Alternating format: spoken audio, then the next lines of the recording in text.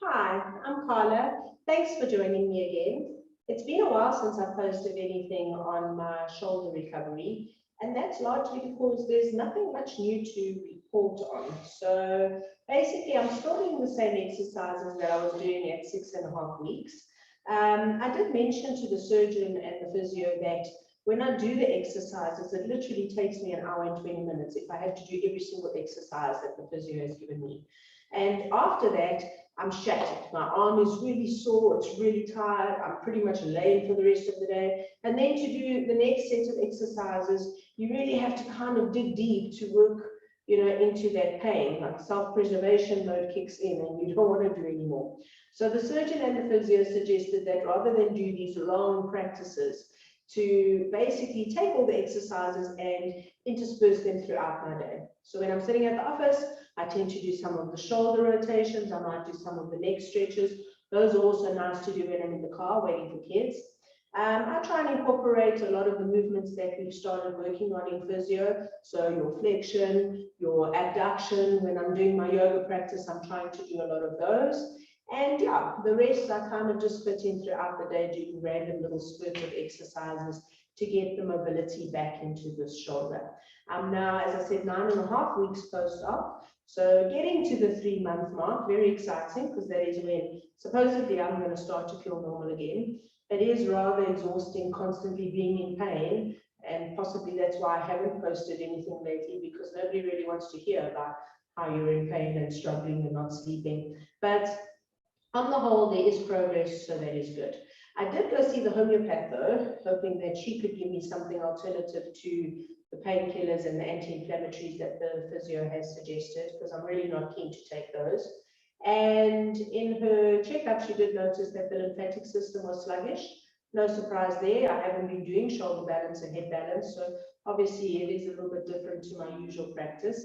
So I started including inversions using the ropes. Now, you have to be quite careful when you do the ropes. It is better to have somebody who knows what they're doing with you when you first start using the ropes. Also, obviously, the setup is very important. You want them to be sturdy and safe and secure. So I would suggest that if you want to try some rope work, then find yourself an Iyengar yoga studio in your area, speak to a teacher there, see if they can help you out.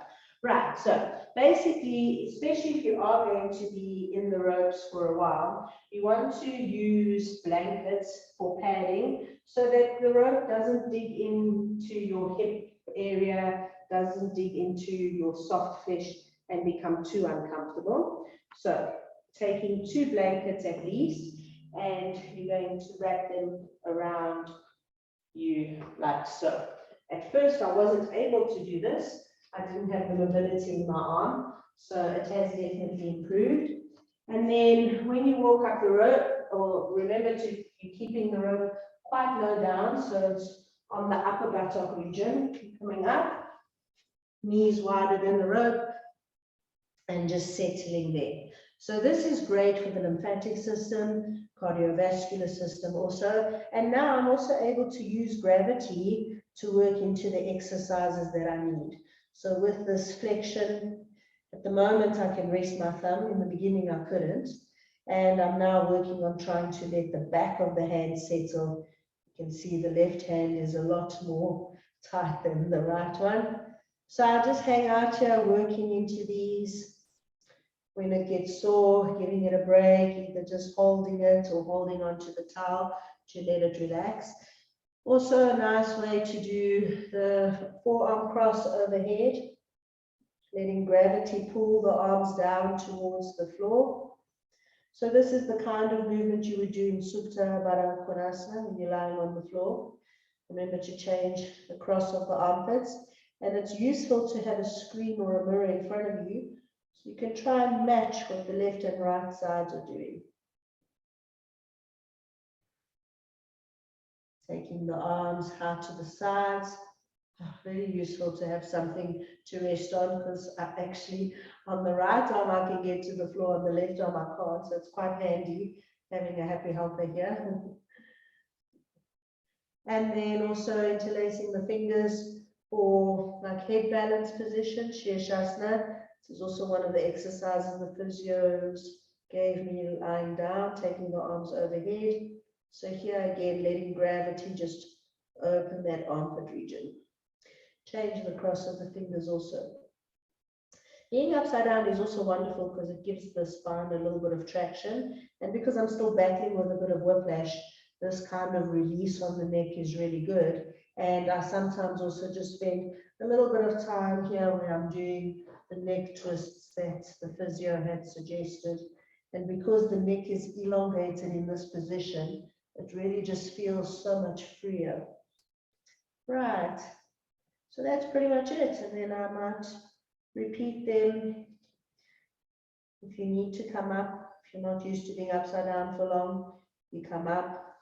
If you're happy to stay down, you're just going to repeat some of the movements.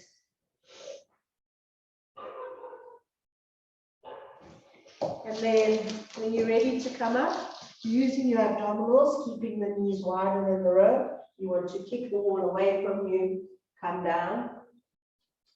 And once you're down, you want to stay facing the wall, stay with your head against the wall, just to let the blood come back to normal.